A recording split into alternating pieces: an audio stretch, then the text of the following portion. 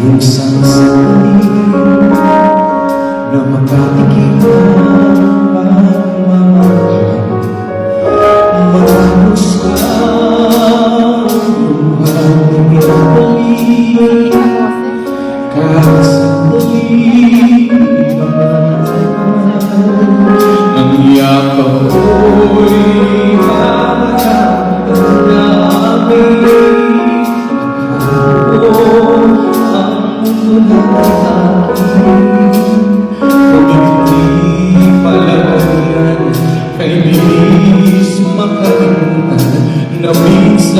Magandang araw mga kapolitika at welcome back dito sa ating YouTube channel. At gaya ng ipinangako ko, ako po ay mag-update at magbibigay sa inyo ng bagong upload para dito sa concert ni Sofronio Vasquez sa Sacramento, California, na kung saan ay natapos ng mahigit isang oras. Pero yung meron pa po kasi mga kapolitika na nag-perform katulad nila Cecil Azarcon at itong si Ai de las Alas. So more than 2 hours po yung itinagal ng concert ni Sofronio Vasquez. But ito yung ating pag-uusapan at panunuorin in this video. Sa latter part is ipapakita ko po sa inyo yung mahabang version ng performance ni Sofronio Vasquez. Pero bago ang lahat ay huwag kalimutang mag-like at mag-subscribe na rin kayo para updated kayo sa ating mga latest issue. At gagawa po tayo ng ating update at ng ating review dito sa concert ni Sofronio Vasquez sa Sacramento sa California. So mga kapolitika, nag-perform po itong si Ai de las Alas doon sa first part ng concert ni Sofronio. Kasi may mga nagko-comment mga kapolitika na dapat daw ay sa unang part ng concert nag-perform itong si Sofronio Vasquez.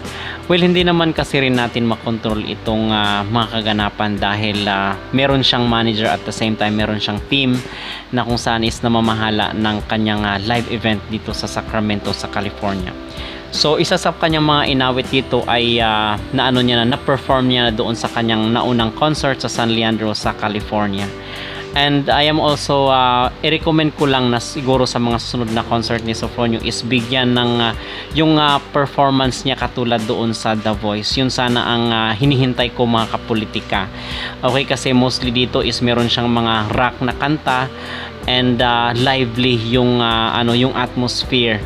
But dito naman po sa kanyang concert ay kinanta niya yung A Million Dreams na inawit niya doon sa The Voice USA, at kinanta niya rin po mga kapolitika yung Handog at yung Say That You Love Me, at marami pa po siyang mga inawit dito sa kanyang concert. At narinig rin po pala natin na napakarami pong mga Bisaya na nag-attend dito sa kanyang live event sa Sacramento. So maganda ito na merong support from the Filipino community. But yung magiging recommendation ko lang din or yung magiging suggestion ko, kumbaga yung constructive criticism, is parang hindi ko nagustuhan mga kapolitika yung areglo or yung arrangement ng concert ni Sofronio. Parang kakaiba pa rin talaga pag isang Louie Ocampo or si Ryan Cayabyab areglo ng mga awitin katulad yung naging performance niya mga kapolitika dito sa Soler sa Quezon City. Kasi naikukumpara ko yung mga ipini-perform or inaawit ni Sofronio dito sa Sacramento at the same time doon sa San Leandro. Ikukumpara mo dito sa kanyang naging performance nung February kasi umuwi siya dito sa Pilipinas. So ikinukumpara ko mga kapolitika, maganda talaga yung area kung ikukumpara dito sa Sacramento or yung naunang concert niya dito sa San Leandro. Honest review dito sa performance, but all throughout naman is magaling talaga itong si Sofronio Vasquez. Siguro yung arrangement lang at yung arrangement ng song, yun po ang aking hinahanap at ini-expect dito, most especially na marami rin po ang mga nagko-concert dito na mga kapwa Pinoy. So magkakaroon niya ng competition mga kapolitika po natin na nag-enjoy yung mga nanonood din yung mga concert goer, kasi nakihalubilo rin po itong si Sofronio Vasquez dito sa mga audience ng kanyang concert. Okay, at nakita naman rin natin na nag-enjoy yung kanyang mga panauhin. Yun lang ang aking maire-recommend or maging aking personal na opinion. Iwan ko lang doon sa mga nanood doon mismo sa concert.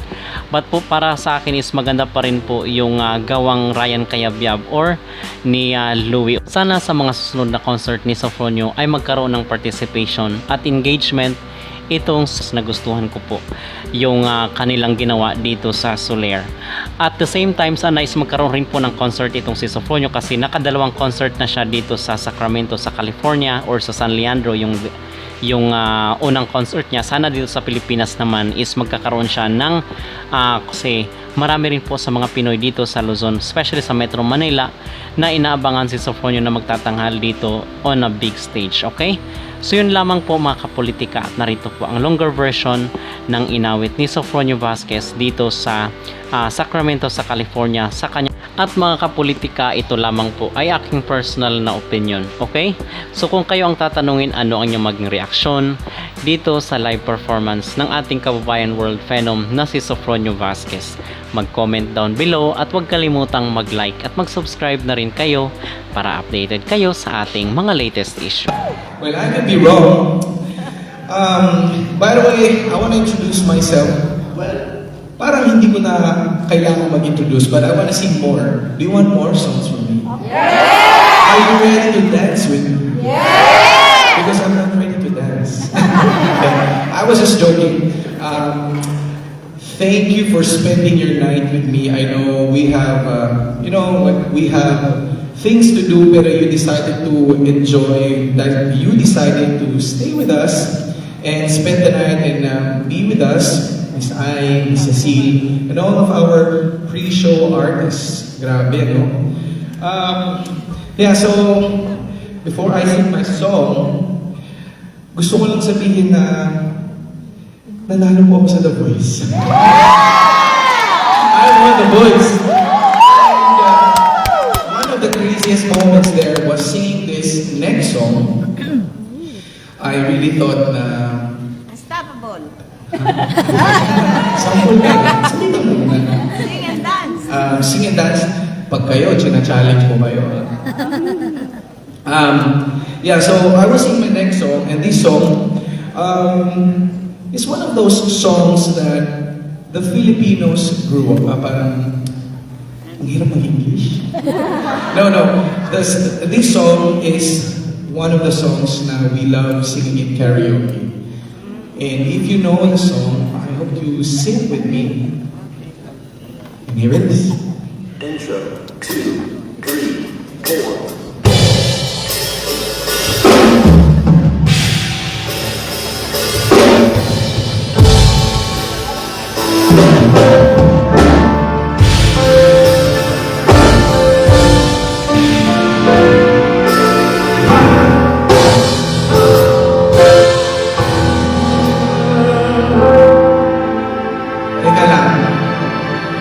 Parang kinakabahan yung sound system na. Can we do it one more time? Kayo kasi masyado kayong energetic. What's up, Sacramento? Are we ready? Okay.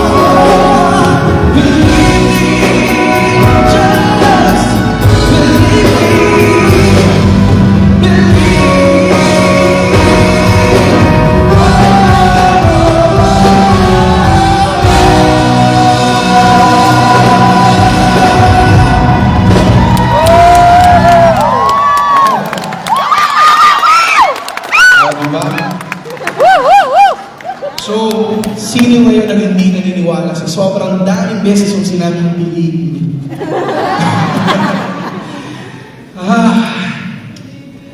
Thank you. Maraming salamat po. So, I want to take this opportunity again to introduce myself. I am Sofronio Vasquez and I'm born and raised in the Philippines. The Voice winner.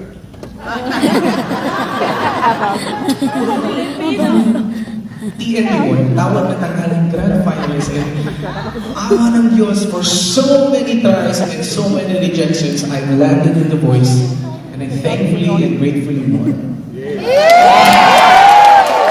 And that's because,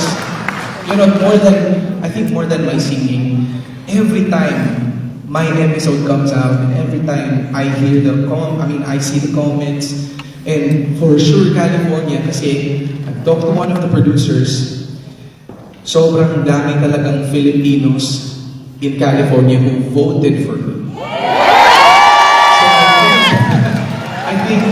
I think that's a blessing for me. I am truly honored and thrilled to be here with all of you for spending the night. And I want to welcome again to our celebration. This is a celebration of Filipino spirit and our friends, our American friends. Maraming salamat po for accepting and loving Filipinos just as we are. Maraming salamat po. Are you ready for more songs?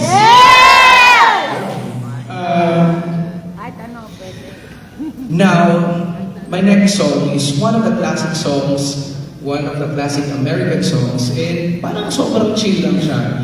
And this song, particular song, I really wanted to sing this on The Voice. But you know who my coach is? Michael Yes. Pag narinig niya yan, buble, hindi bable. No, ang kulit talaga ng aking coach kasi parang sinabi niya, you Filipinos really can sing. Kasalanan ko din naman, it's my fault kasi when I introduce myself, so in this room filled of contestants, so you introduce yourself. Hi, I'm Sofronio Vasquez, I'm from the Philippines. And what's something in the Philippines that you can be proud of? So aside from our 7,000 islands, our hospitable spirit, I'm Sofronio Vasquez. I was born in the Philippines, and just so you know, our dessert is karaoke. Ganun pala. Okay. So every time he would give me songs, he would never give me simple songs, crazy, but this song, particular song, gusto ko lang sana pantayin. Sabi ni Sofronio, you will never win with that song. So, given the chance, I would feel excited that you would love the song. This is very chill, so I hope you love the song. Let's go!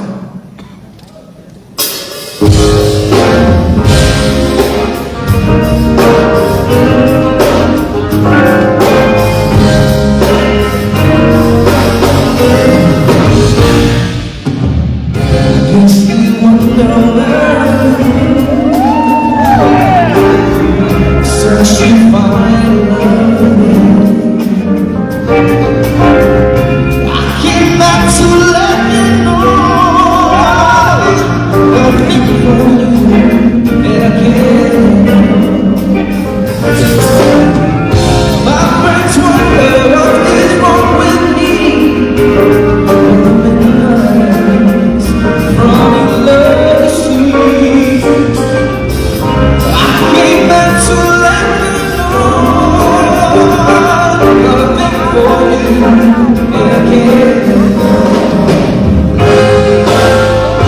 we gon' go around.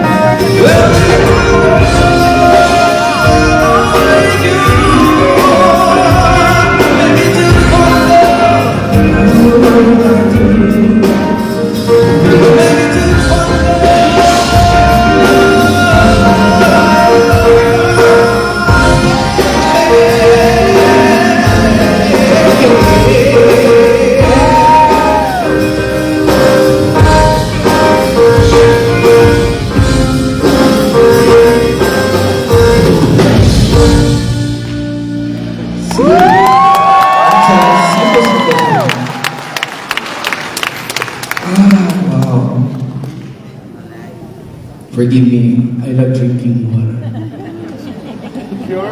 Vodka. Do you want some love songs more than the love song that we had? Or do you want more? I feel like the Filipinos really love more emotional songs.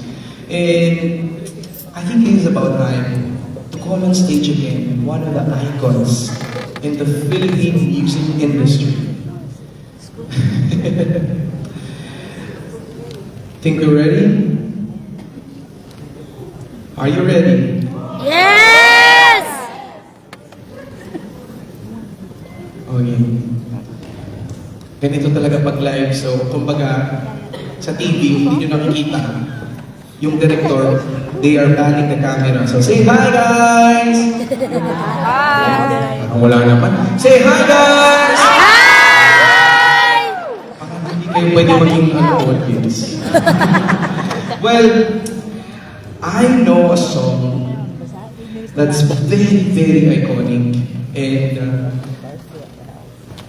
our icon here did the song. And it would be my honor to sing with her on stage again. So, if you love and if you feel the song, I want to hear you. Can you practice? Very good.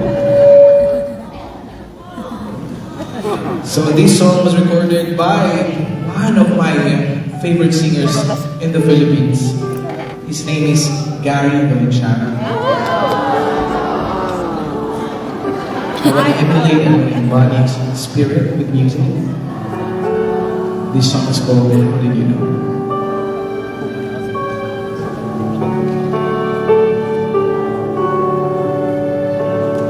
I remember a song, the day that you came into my life.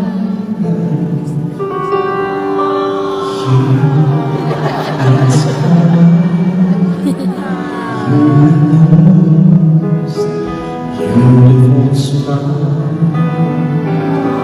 My life started to change when I reached me, feeling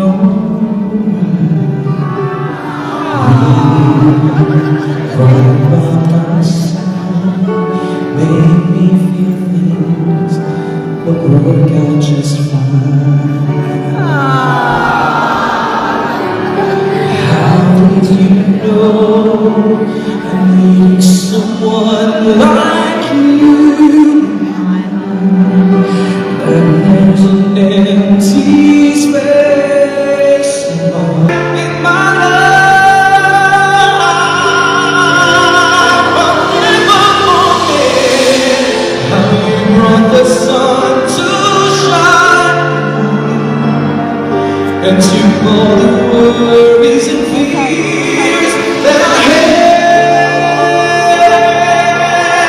I guess what I'm really trying to see is that every day that someone like you comes my way. No words can express how much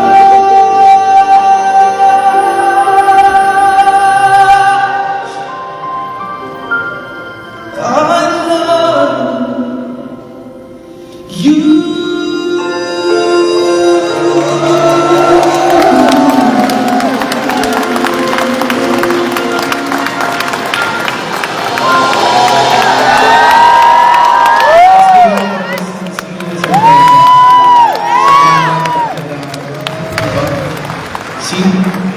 It's a C.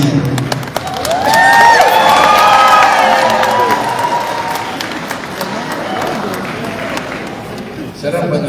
Well, to give you info, before we started, medyo matagal yung sound checking, and Mrs. Seal really prayed for everyone. And look at where we are right now. Sobrang ganda. Sarap ng pag-welcome nyo, and I think you're having fun, is it? Yes! Woo! Pero hindi to birthday tribute. Kasi you you want more iconic songs, right?